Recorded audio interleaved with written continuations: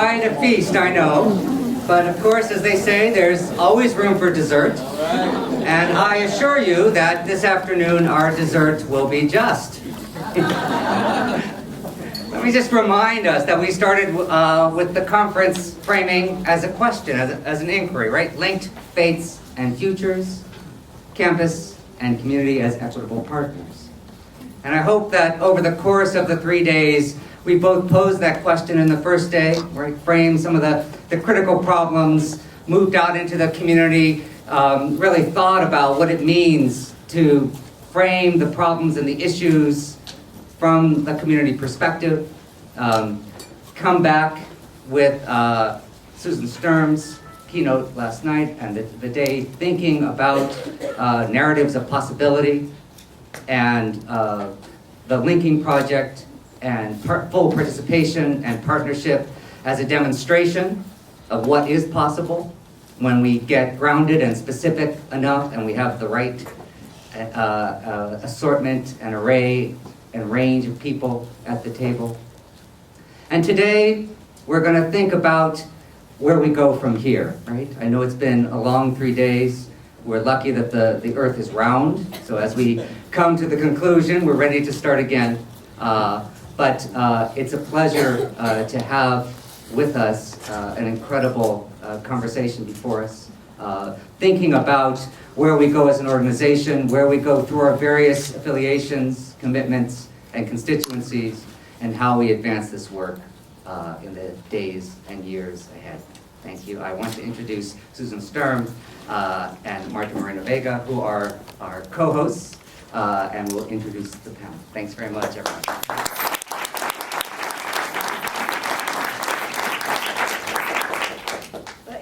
It's a great pleasure to introduce to you my dear friend and colleague and partner in crime, Lani Gunier.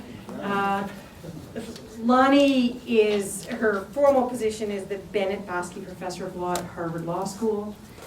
She has written amazing work, including an article, believe it or not, in the Harvard Law Review called Admissions Rituals as Political Acts, Guardians at the Gates of Our Democratic Ideals.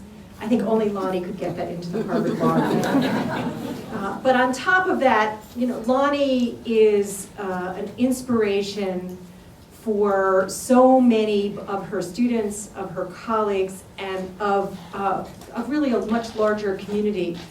She's somebody who speaks truth to power, and who really speaks very both rigorously and also in a visionary way about how we can reclaim higher education institutions to make them really engines of democracy, how we can reclaim our voting system so that it becomes not a zero-sum game, but a way to remobilize communities to genuinely participate, and how to treat race as a miner's canary for a set of challenges to rethink our institutions so that they really do reflect democratic ideals. So for our task at the end of this conference, which is really to think in both a visionary and a concrete way about how our arts, culture, and humanities and our larger project can advance these ideals, there's really nobody better than Lani to play that role for us. I will say one other thing, that Lani uses theater in her teaching in law school, and has people doing voile and other types of reimagining using theater in the classroom in law school, and really was the one who introduced that to me. So she's not only doing it in her talk, but she's doing it in her walk. So I'm really excited always to hear what Lani has to say. So Marta, would you like to introduce the other members of our panel? You can see that in the introduction, we're using the model that we're putting forward to make sure that everyone is at the table and everyone is talking together. So therefore you have 3 people introducing. I'd like to sort of frame the introduction a little bit. In speaking with Carol and Cheryl, we were talking about what are the core values that we're putting together, right? And we have put together in doing this work. And the issue of spirit and how spirit moves us to do the work that we do and engage with the people that we engage with is for the greater good. And I can't think of 3 people more spiritual in their endeavor. And I'm not talking about religion, I'm talking about their commitment and their core values to assuring that we're all part of the greater good. And that is Bill Aguado, a cultural warrior, formerly the executive director of the Bronx Council on the Arts. Eddie Torres, from the Rockefeller Foundation, associate director. And Councilwoman Mark VIverito. The important thing is to understand that this work requires different perspectives and different entry points. And understanding the different levels of entry point is critical. And it's not us to them or them to us. It's a circle, as Randy has said. So I'm honored to introduce you to you.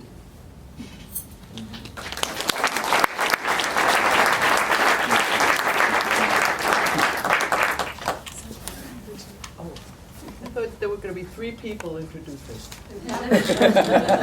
He wants a few more introductions. Oh, okay. It was Randy, Susan, and I. We finished the act. Okay.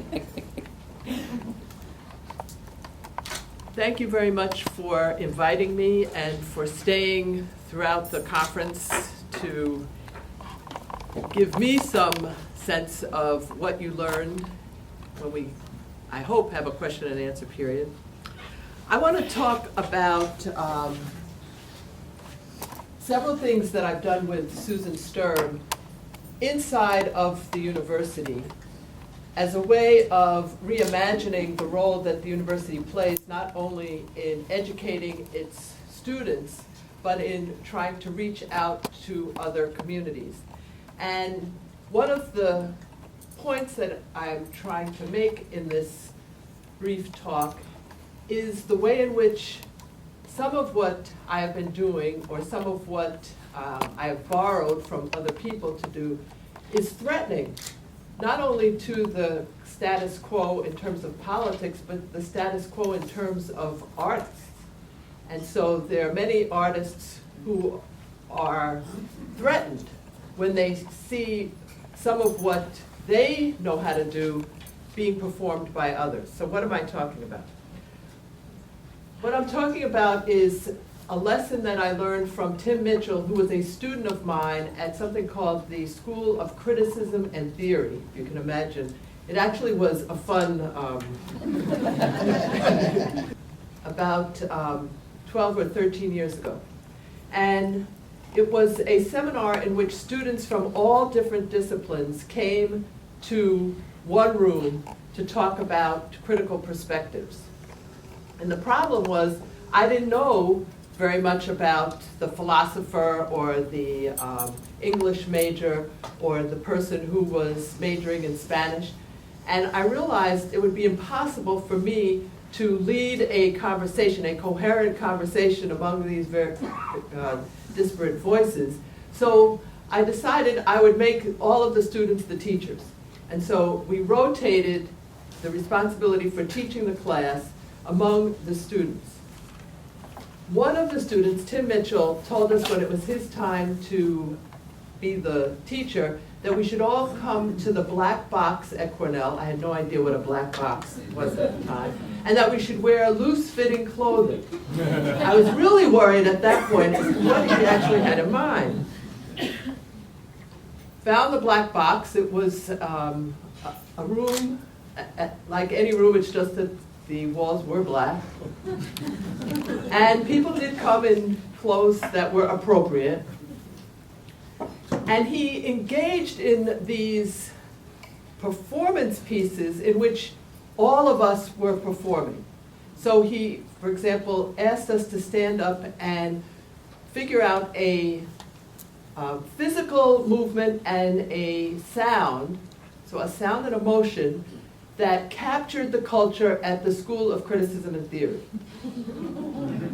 And so he had all of these, highbrow intellectuals walking around the room, saying a sound and making a motion, which was supposed to then represent the culture at the School of Criticism and Theory. And what it did is it opened up the conversation for people who normally wouldn't talk either critically or even venture into expressing an opinion. And they felt liberated because on some level they had been returned to kindergarten or to first grade, and their confidence was restored. So I brought Tim to Harvard to do some of the same exercises that he was doing with the graduate students at the School of Criticism and Theory. And it was truly amazing to see the way in which he was successful at conveying to these students who, now we're talking about law students, we're talking about a very competitive, individualistic environment, and all of a sudden these students had to figure out a way of dramatizing collectively an incident that one or the others had experienced at the law school or in relationship to some of the topics that we were discussing. It was mesmerizing because for many people, law school is intimidating, and especially for women, it's a place where you don't feel safe talking. And yet, by introducing these theater techniques, everybody felt, I shouldn't say everybody, there may have been one or two exceptions, but most of the students felt really empowered to talk. Now, part of this represented a course that Susan and I co-taught at the University of Pennsylvania, which started out when a feminist student came up to me and said she wanted to run a seminar on feminism. And I told her, at the time, I knew nothing about feminism. I was not the right person to be running a seminar on feminism. She said, oh, she and the other people would teach the class. I just had to come to every class. I said, no, that's a good deal. I didn't get any teaching credit, however, for this enterprise. And I also went to see the dean before I fully accepted. And the dean was very discouraging. He told me I did not have tenure at the time. If I was going to spend my time wisely, I needed to publish, otherwise I'd perish. And so I just didn't have time to do this particular course, and of course I ignored him. And I say that because after teaching the course, I can't really say I taught the course, after being present in the course for 2 years, that's when Susan and I collaborated. And over a period of about 8 years, we really felt that we had learned something new about effective pedagogy, which has to do with sharing power with the students so that the professor alone is not the sage on the stage talking the mumbo jumbo that he or she has been very intimate with over the course of their academic experience. So sharing power, emphasizing creativity and experimentation, and then looking for ways that people can collaborate to solve problems rather than raise their hand in order to demonstrate that they're very smart, right? So very different agenda where you're trying to solve a problem rather than just showing off your potential aptitude. When I left Penn, I went to this dean for my goodbye interview, and he said to me, he was sorry I was leaving for a number of reasons, but the key, most important reason that he was sorry I was leaving is that he never got to teach that critical perspectives course with me, because he had heard such good things about it. So it shows you that you can experiment, you can challenge the status quo, and over time, even those people who are very much the children of the status quo feel liberated, or at least curious, that they want to try this on, to practice this alternative form of pedagogy. Now I want to keep this short because I really want to hear what the other panelists have to say, but I want to talk about at least two different expressions of this, one of which was in a school, an elementary school in Cambridge, and the other of which was at a very large auditorium where Anna DeVere Smith was conducting a program called Arts and Civic Dialogue. And her program was to invite one academic and one artist. And then she wanted the academic and the artist to have a conversation with each other to show where they overlapped and where they diverged. So, of course, I called up Tim Mitchell and I said, I think you and I should be this partnership, and you can talk about theater and I can talk about being a law professor. And he said, no, we don't need to talk. We'll do Theater of the Oppressed with the people who come to Anna DeVere Smith's Arts and Civic Dialogue. And it turned out to be a magnificently successful event. At least that's what I thought. There were pictures of people who served time in prison around the stage, and each of the pictures was supported by a little, I'd say, maybe 4-minute segment, like a broadcast from the person whose picture we were watching about their experience, what got them into prison, what their aspirations are, etc.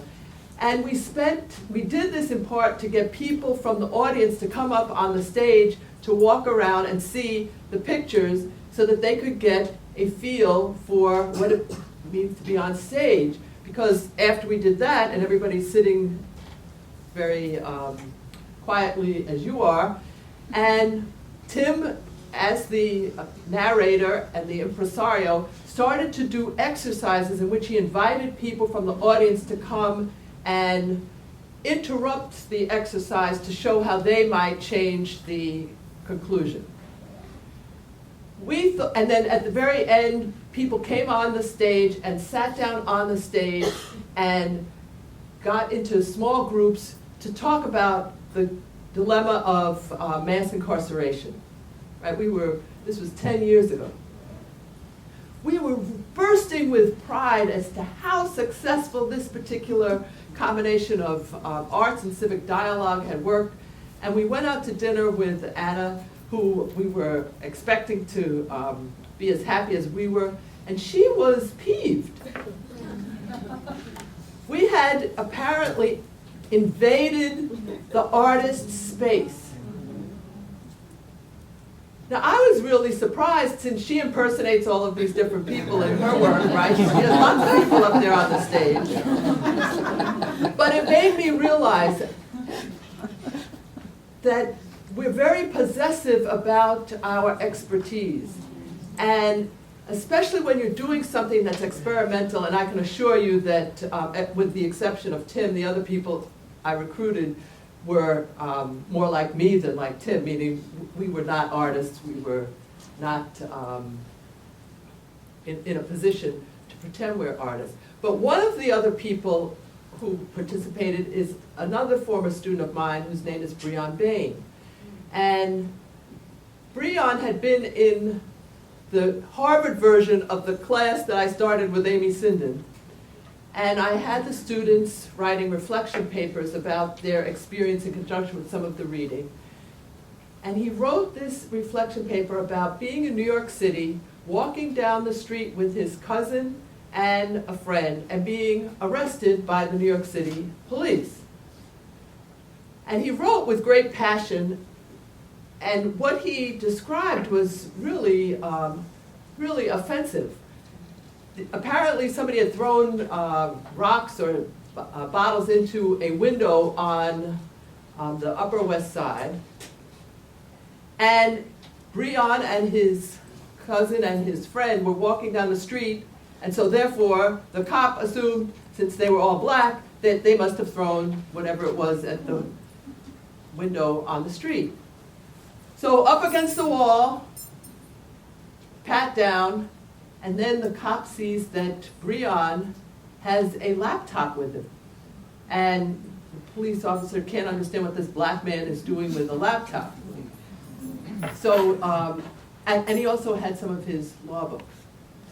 So that really confused the police officer.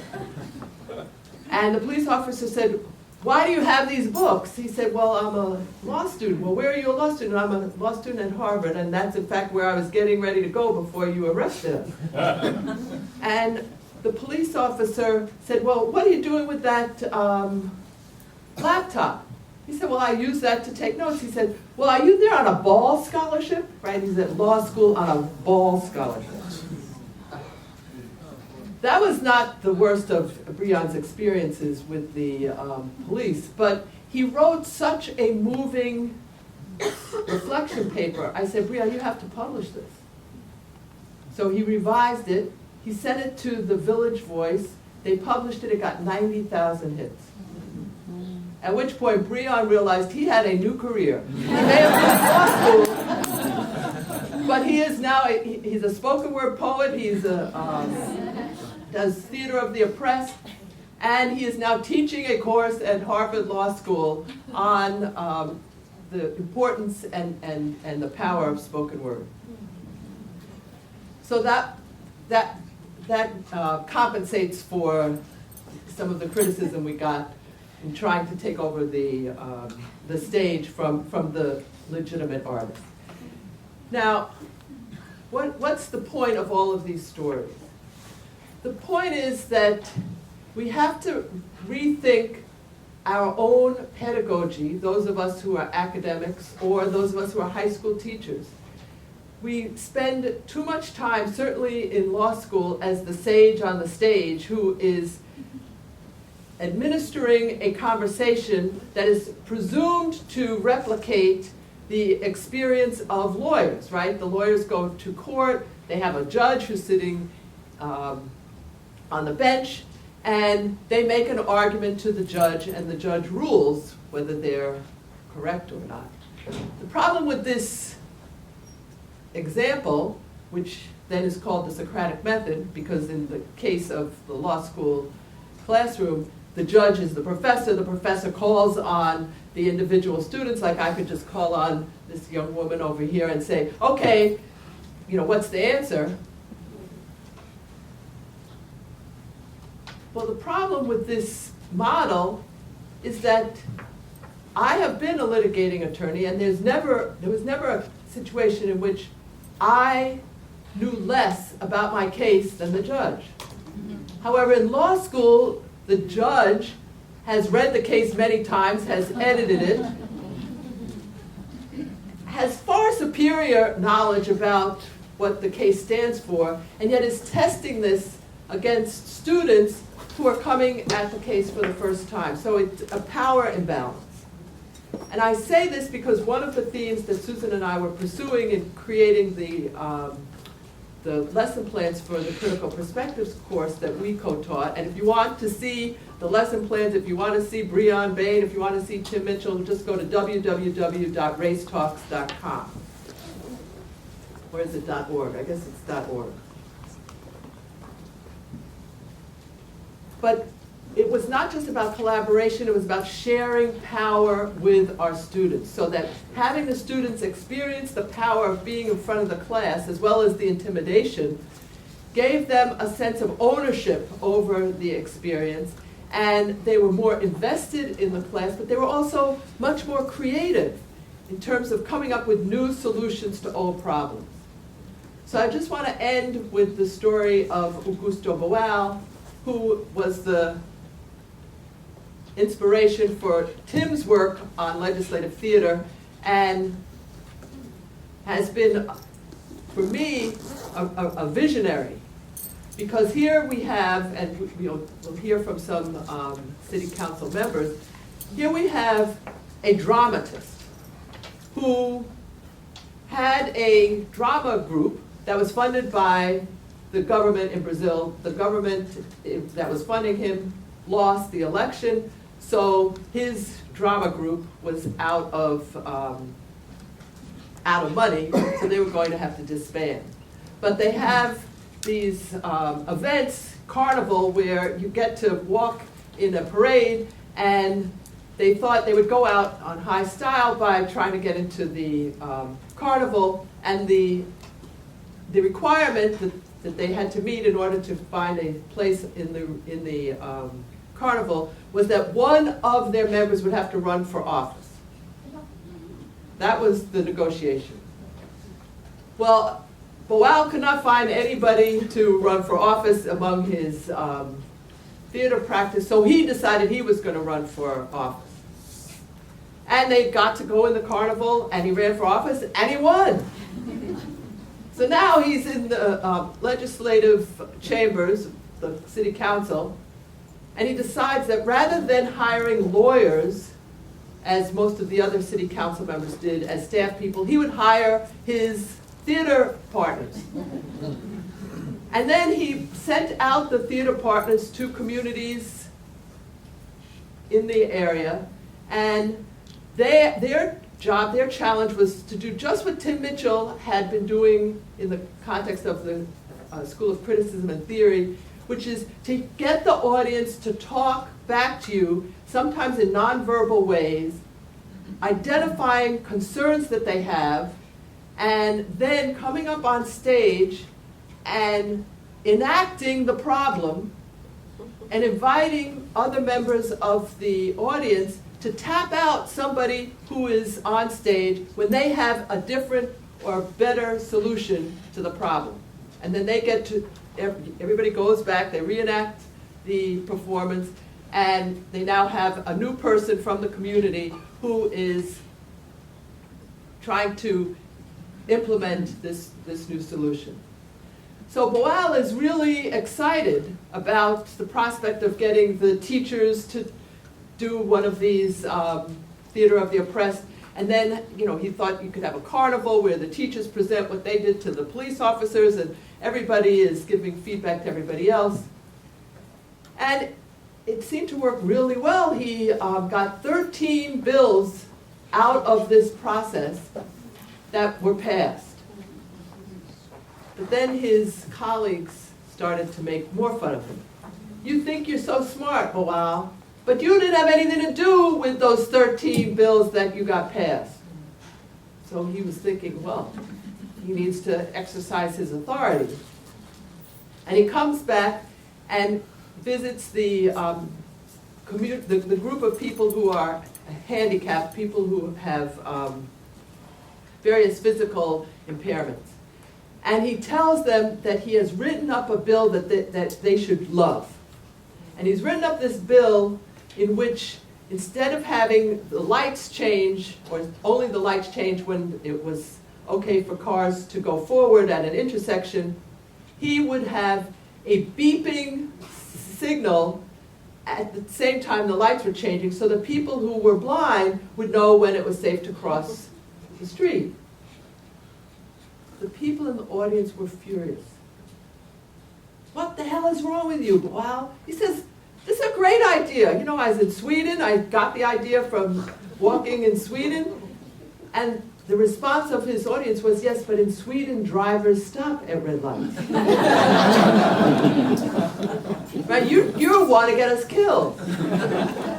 So, of course, he ran back, pulled his bill from the hopper, and was reelected and was able to say that he never introduced a piece of legislation that came from his own brain. Thank you very much.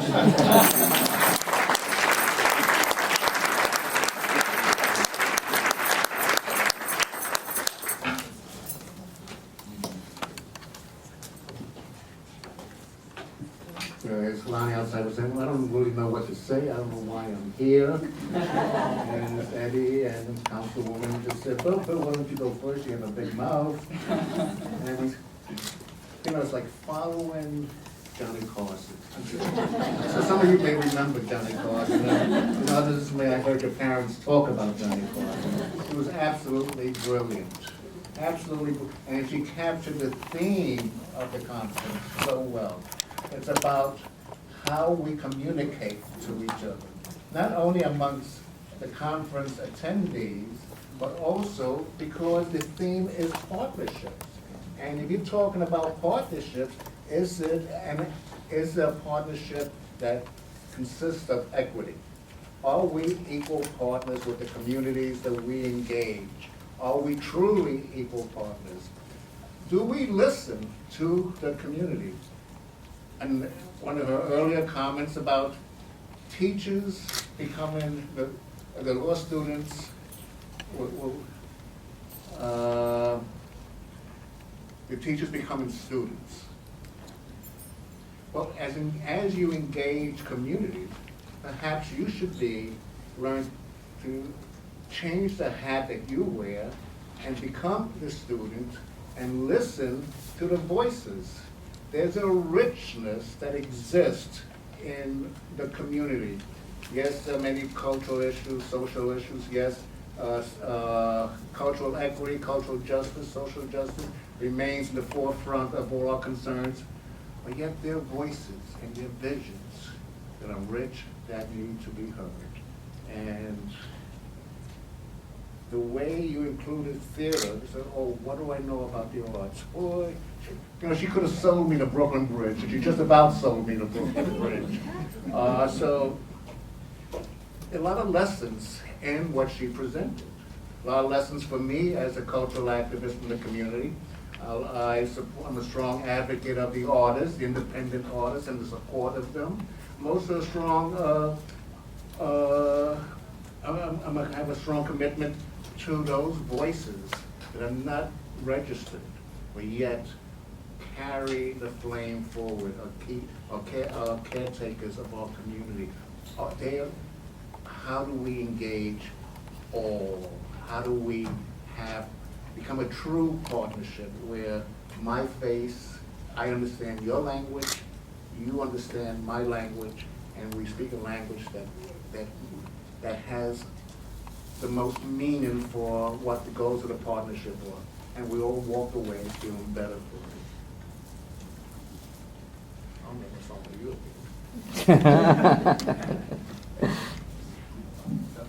Well, Bill has to follow Lani. I have to follow both Lani and Bill.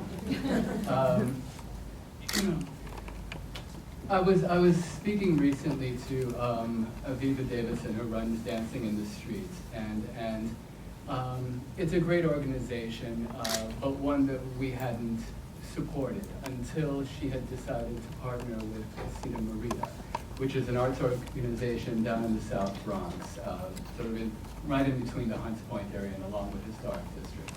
And they basically developed this project where they're doing public dance that reflects upon the history of the South Bronx through the lens of its contribution to music and dance, tracing the arc from jazz, Latin jazz, to South-South to hip-hop.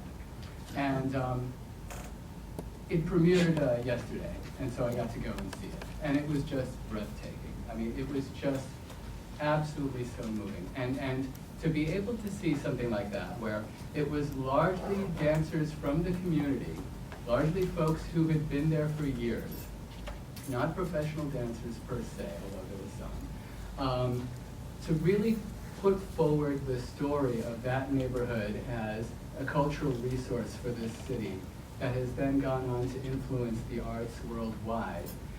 It's the poorest congressional district in the entire United States, and to see it presented as a place that was rich, a place that was culturally rich, it just took my breath away.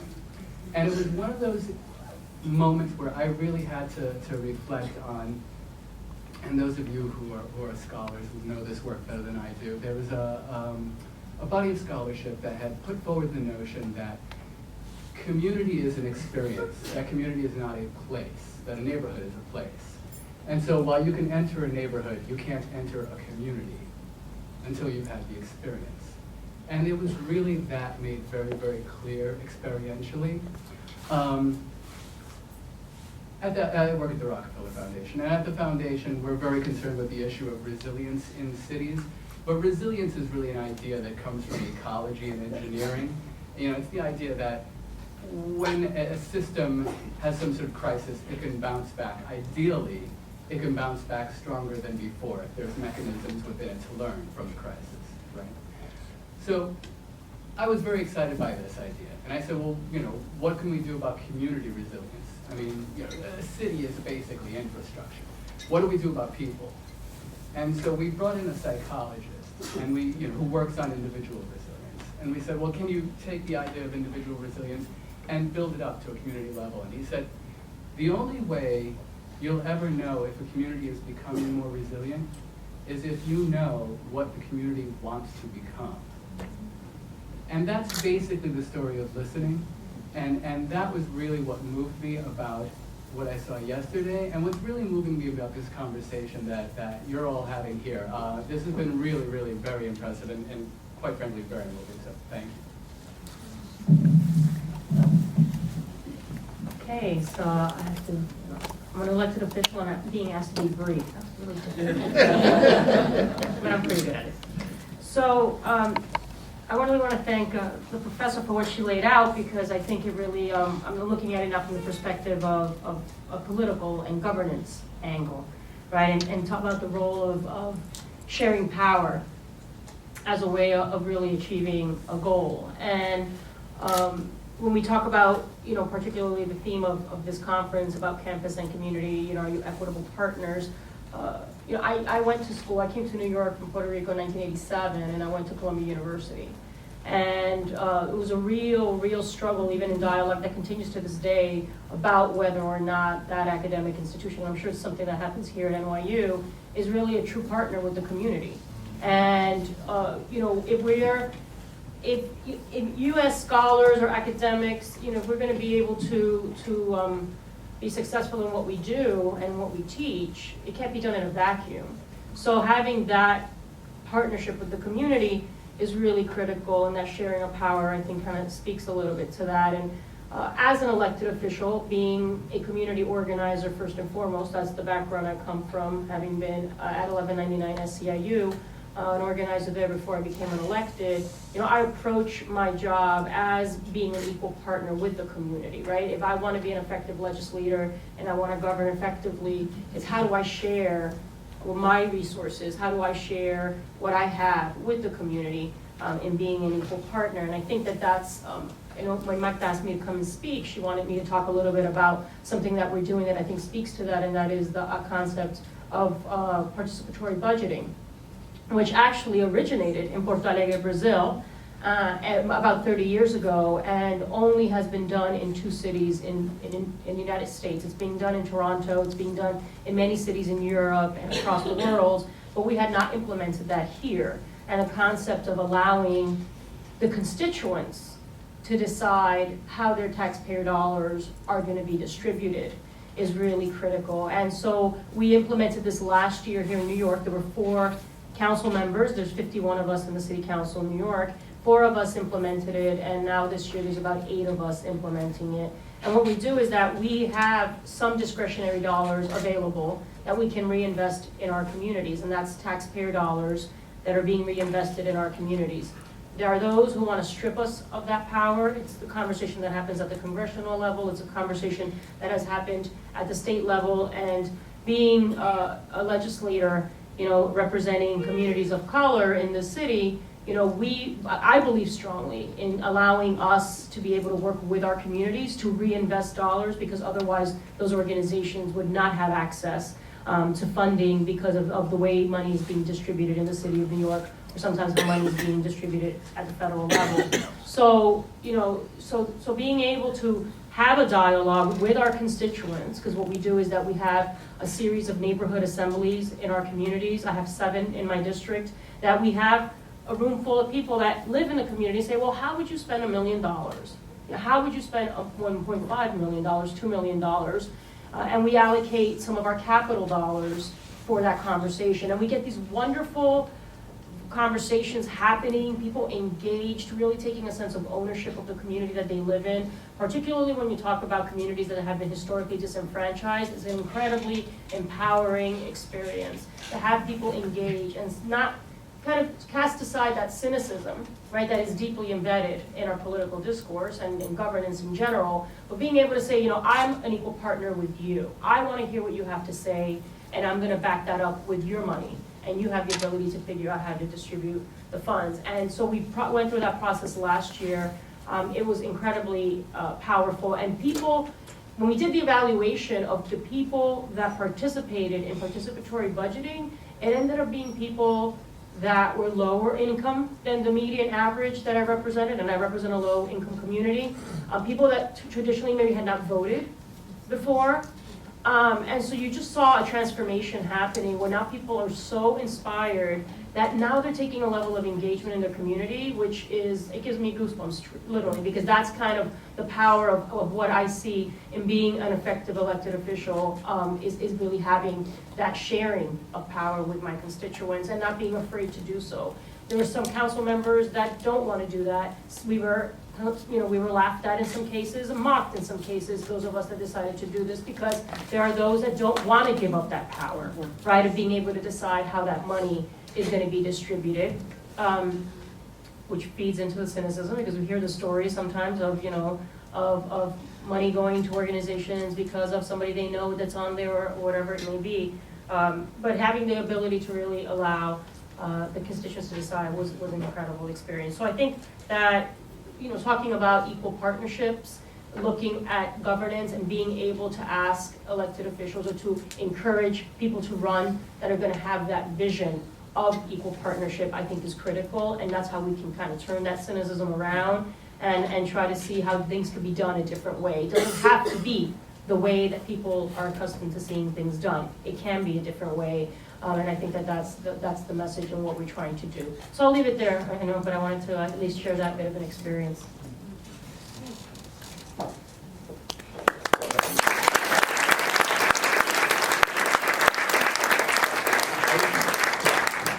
We're not finished yet, so I know you want to get home or you want to get wherever you want to get to, but we're not finished yet. This is my first time at the conference, at this conference, and I want to say, I was impressed with the caliber and quality of the attendees from higher ed. And I also understand the difficulties you have culturally and politically within your own campi. I went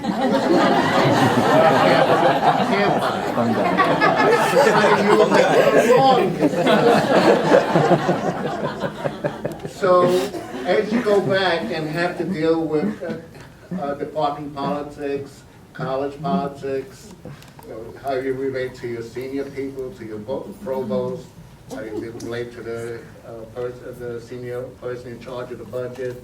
How do you relate to your colleague who keeps on stealing your pencils, or eats your sandwich and leaves you the wrapper? And those are real challenges, because I'm on the board of a junior college in the Bronx, and I work closely with a couple of the presidents in the Bronx, so I understand what the challenges are. On the other hand, those challenges notwithstanding, the community that you partner with could indeed have some of the solutions you need, could indeed have the voices that you need to hear that could help you resolve your problems on the campus. So it's a two-way learning street. We're not here to spank you in partnerships, in terms of how best to do partnerships, but we're here to say, I can learn from you as well as you can learn from me. As long as we understand the vocabulary, that we have the same vocabulary, that we understand what we're saying to each other. To me, that's a glorious part of this, and I wish Lani would write a book about her theater of the oppressed experience. It come out of the 60s, that's what we did, as we organized against the Vietnam War and civil rights, was theater of the oppressed. So it's brought back a lot of pleasant memories. Well, we have about 15 minutes left, and we wanted very much to have time for questions from the audience. So we now want to open this up for a conversation. And so we have two mics here. We can pass them around, but we do have the unwelcome responsibility to respect the clock. So we'd love to hear how you respond to these panelists.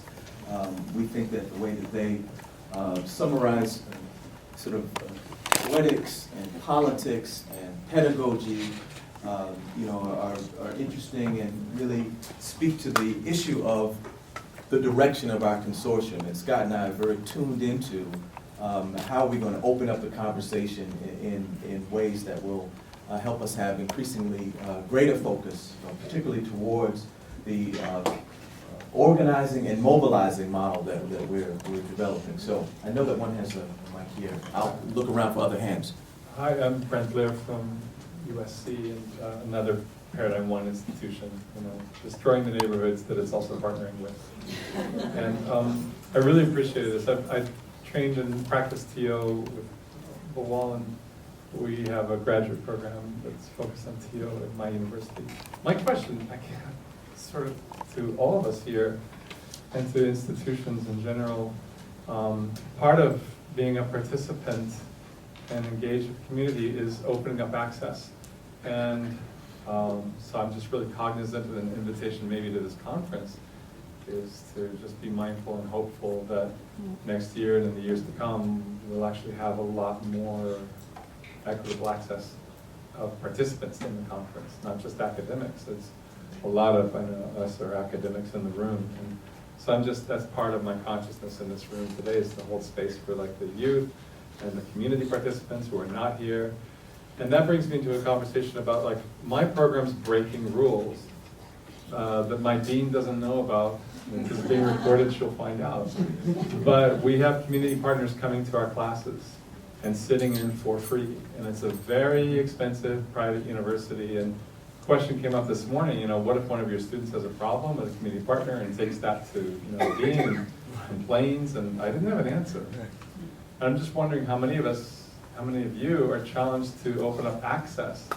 I know that the Harvard program, I was in Boston and Dorchester when Anna DeVere Smith 20 years ago was doing this program, and we were at Upham's Corner, and they had the conversations, but they were always happening at Harvard. They weren't happening in Dorchester. So I'm curious, like, how many of these conversations are inviting community partners to campus, or how many of them are also happening outside of campus? And do community partners get access cards and swipe cards and this kind of stuff? So we have an interesting challenge here with time. I think it may be prudent for us to gather a few questions and have the respondents play back to that. Does that make sense? Mm-hmm. So here's a question here. So. Well, it's sort of a question and a statement. I want to thank everybody. This is my first IA conference, so I've learned quite a bit. Hi, Colette. I just saw you. One of the interesting things to me that I've been thinking about is how we sort of do a reverse engagement, a reverse kind of way of thinking about the community. The barbers that cut my hair are some of the smartest people I know. Yes. And I'm in Kalamazoo that I've discovered. And I'm thinking about having that be the classroom. And how we engage those spaces and flip it so that they become the teachers and our students become the learners as well. And then one other thing is, one of the things, I just wanted to share this project that we're involved in. The Arca Center for Social Justice Leadership is building a brand new building. Jeannie Gang is building a building for us on campus. A great feat, we're very excited about it.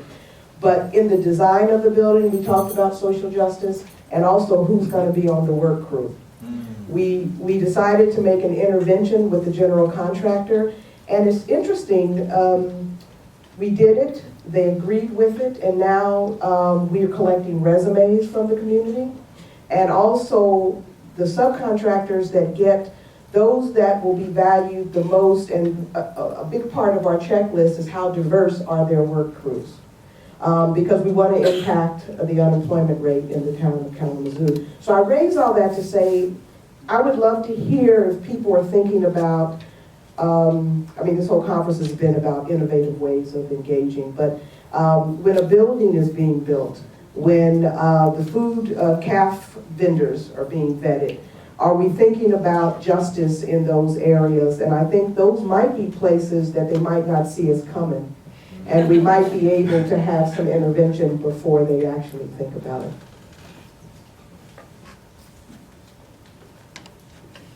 When the African burial ground was being resolved, and the remains were in Washington, D.C., and the new structure was approved by the federal government, it was going to be built, and finally we could move forward with bringing the remains, return the remains to Lower Manhattan for proper burial, proper recognition.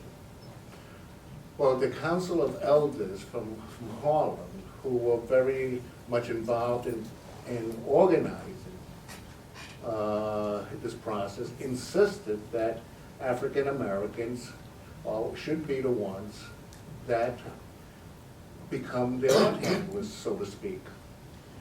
And there's only one place where they can get artists, art handlers who are of color. It's because Eddie and I, before it became important and famous, we had an art handlers training program. Because it happened because there was a couple of senior VPs in museums say, Bill, I'm looking for art handlers. Can you train art handlers? I said, I can train art handlers of color. Well, needless to say, 30 art handlers went to Washington, D.C. that we had trained. We put them up in the best hotels at the expense of the federal government. We gave them a per diem and a good rate. They shrouded the remains, placed them in caskets that were carved in Ghana, and brought them back to New York. And the General Services decided they didn't need us, but that's another story. We actually finished the project, and we had to reconcile the remains with the artifacts. The most gratifying, important experience in the years I've been involved in the community was watching these art handlers march behind the caisson that contained the remains and taking them to the final resting place. Justice was finally being done. You're absolutely right. It is about the economy.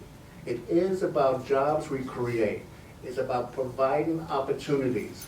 We can do it on a community level, we can do it on a partnership, and there's several interesting partnerships that do exist now, mostly on Civic, on two-year colleges that are involved with workforce development and yet providing opportunity for education and providing access. It doesn't take much. It's not high academic standards, but we have art handlers in the Metropolitan Museum, I didn't get MoMA, and some of the great places of the country. You know what they found out? You know, art handlers of color are not drug addicts, are not gangsters. It's the perception that's out there about residents in our communities of color. There must be something wrong because we live in these communities. And I have found that many people enjoy living in these communities because they share values. But enough said.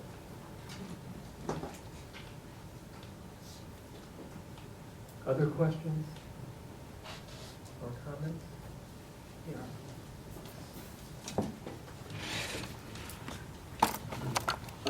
I'm Seth Pollack from Cal State University, Monterey Bay.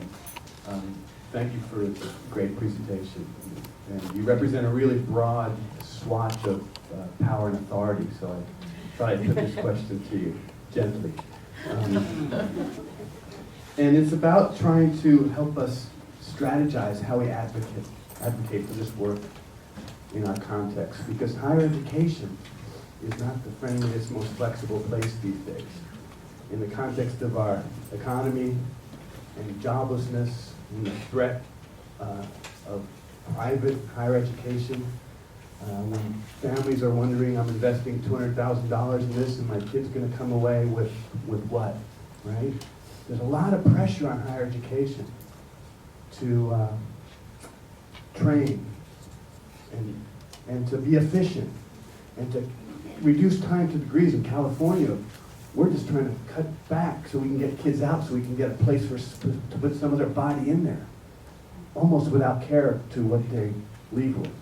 That's the pressure. And one thing when we differ on what we're doing, one of the things that I bet you we'd all be united about is that this form of learning and teaching and partnership is rich and meaningful and powerful, but it's slow. And it ain't efficient in maybe the short-term sense. Maybe the long-term sense it is. But in the short-term traditional definition of that, it ain't efficient.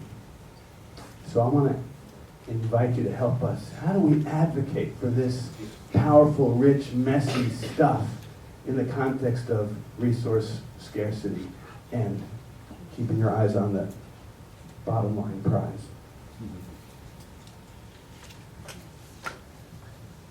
No, that's actually a really, I think that's a fantastic question. I think it's the million-dollar question. I mean, you know, in terms of the issue you're talking about, you are talking about the issue of ultimately of equity. I mean, you're talking ultimately of building health, and that's a long-term process, you know, the same way you, as an individual, build your health over time. That's a lifetime's worth of work. In terms of advocating for it, I mean, you're in the unfortunate position, all of us are in the unfortunate position of having to advocate for a wide array of audiences, most of whom have different values, one from the other, you know, and you know, it's not fair, but we're often in the position where we have to translate what's best for the community into the values of those who hold resources, and you're doing so with a different set of values each time. The fact of the matter is that in the short term, the most efficient systems are the least equitable. In the short term, probably the most efficient system is exploitation. In the short term, exploitation works. It's very fast and it's very cheap. And quite frankly, I think you're in the position where the only thing you can do is simply contrast your methodology being a long-term methodology with the efficiency of exploitation, which is probably the most short-term efficient system there is. I wanted, I was going to ask, could Professor Gunier say a bit about your model about diversity and equity being a superior model of organizing? Because I think part of this answer is about how we frame this advocacy so that people understand that it isn't only good for us and it's the right thing to do, but it's good for all of us. And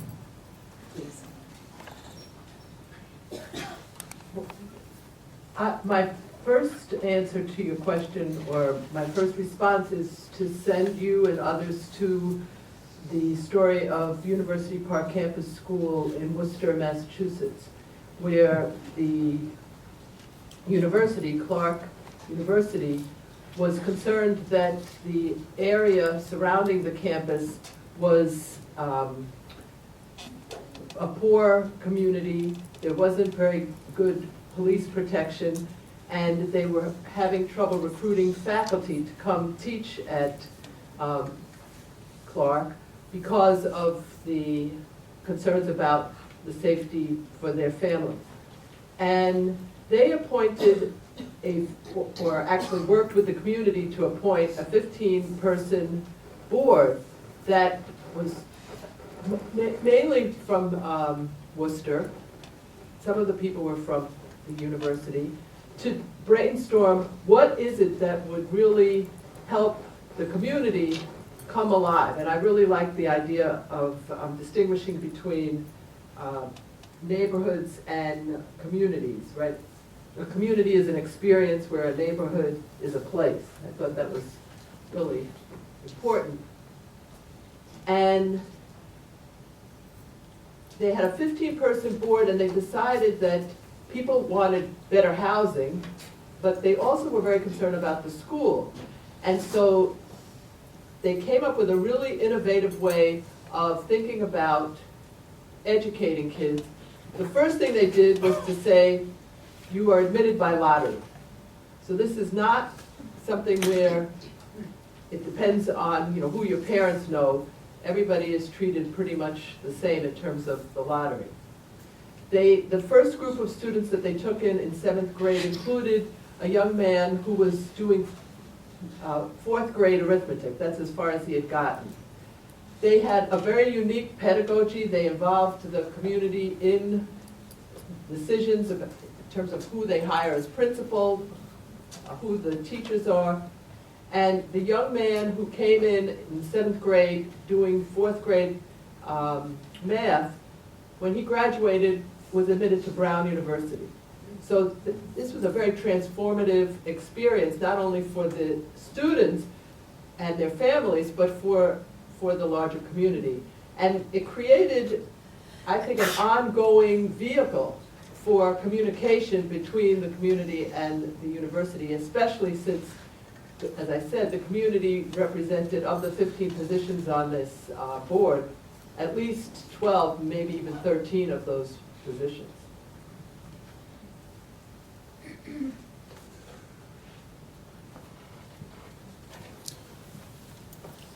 I think we may make time for one more comment. Thank you for all your comments. It's probably a big question rather than a small final question, I'm sorry. But it's, I guess, you know, in these conversations, and I say this as somebody who's a part of IA, and I support IA, and I support, you know, these conferences, I think it's an important gathering. But sometimes when we talk about, and it's a two-part, but sometimes we talk about community, I feel like we gloss over the complexities of community. Like the community is contested ground, right? And sometimes institutions look out at a community that's being gentrified. They want to, you know, connect with the newcomers, and they want to, you know, develop partnerships. And those partnerships might actually be based on a lot of problematic dynamics in that community. And we may actually be, you know, the institution might be on the wrong side, right? So I'm just wondering how we talk about and map and navigate partnerships with community without adding the ingredient of social justice, and sort of saying that we have some criteria that we use in measuring what kind of partnerships, because a partnership alone is not necessarily a great thing. It is the terms and the conditions of the partnership and who you're partnering with for what. So, you know, we've been having some discussions around this conference and before this conference about the use of the term social justice as adding a kind of robustness to the civic engagement projects that we're involved in. And I'm just wondering what people think about that.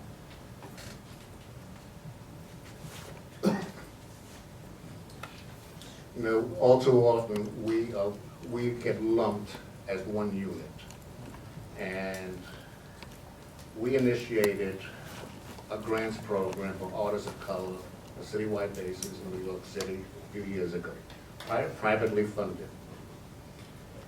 And we were proud of what we did. We contracted with local intermediaries, one for the Latino community, one for the African American community, the other for the Asian American community, because we wanted to create that intimacy between emerging organizations and emerging artists. What we learned after 3 cycles was within these very communities were issues of class, issues of color, issues of ethnicity within the Latino community, issues of color within the African American community, issues of class with those artists who were self-taught or so engaged in the community versus those who were trained at conservatories and colleges, who were experienced in reaching out to funders and opportunities. And it wasn't an easy process. It wasn't, in that respect, we're still learning as to what to do. And as the future, as we move forward in time, those are the very issues within our own communities that are going to explode. Look at Harlem. You know, what's the white population in Harlem is about 44%, 45%. You know, we being pushed out.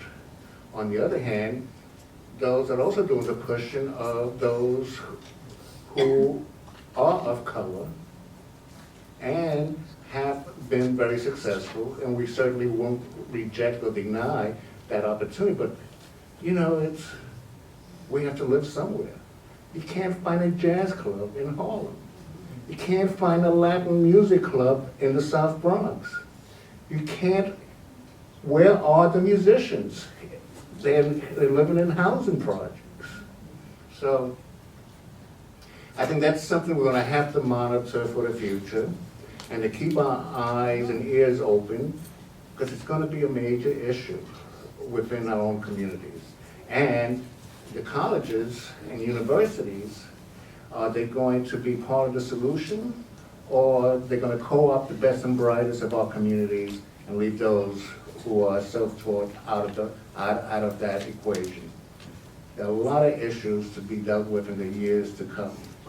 And hopefully, these partnerships, these commitments you have here, will be part of the solution.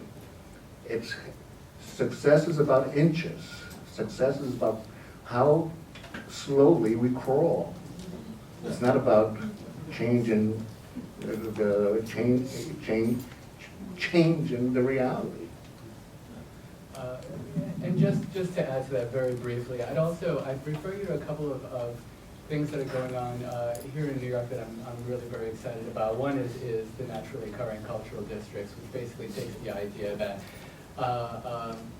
that community change happens on the ground up rather than being engineered. And the other is the PS 109 Artist Live Workspace in Avadio, which at least 50%. At least 50% of the new Artist Live Workspace is specifically set aside for long-standing community residents, so that this way it doesn't become just this wave of outsiders that enters. Far too often, especially in strong market cities, but you even see it in places like Detroit, the story of the arts and economic development is the story of gentrification and displacement. And it does no good to the artists, it does no good, God knows, to longstanding community residents. And I'm seeing new exciting work now being done to create a different kind of narrative for the arts and communities.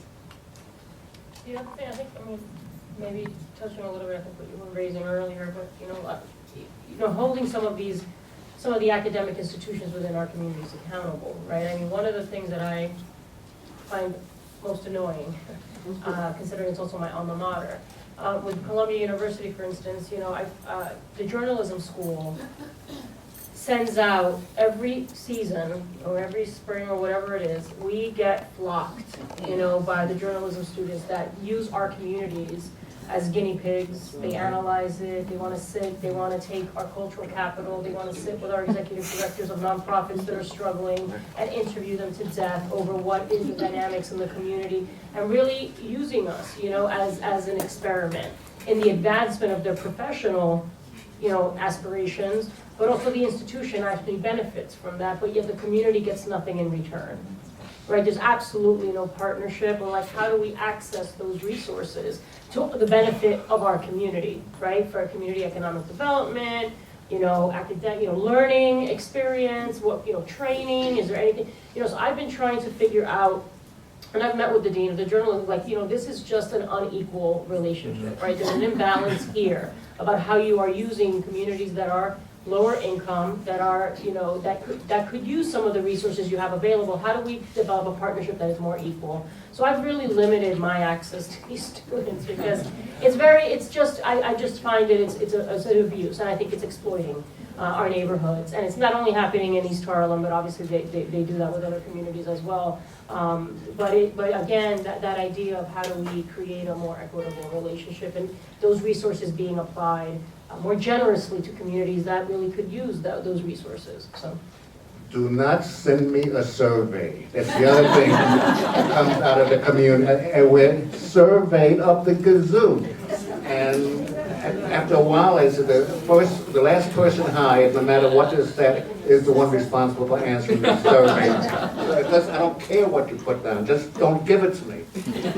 So I think we've run considerably over the time here now, and I can't think of a better way to end than by reposing the question that this entire conference has been framed around, which of course signals to all of us that our work is just beginning on this topic, and that Tim and I are trying to learn how to do collaborative leadership of this organization over the next 5 years, and all of us have to learn how to exhibit collaborative leadership to deal with this very question that was just put right back on the table at the end of these 2 days. So can we give the panel a hand?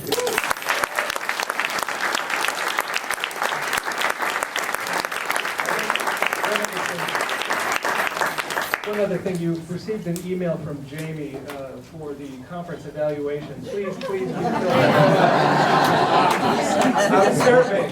I would only ask before we leave that we would salute the conference planners one last time, including the director for his great leadership, Kevin Bott, and all of Randy, Untitled, and for the great work. Thank you very much. Travel safely.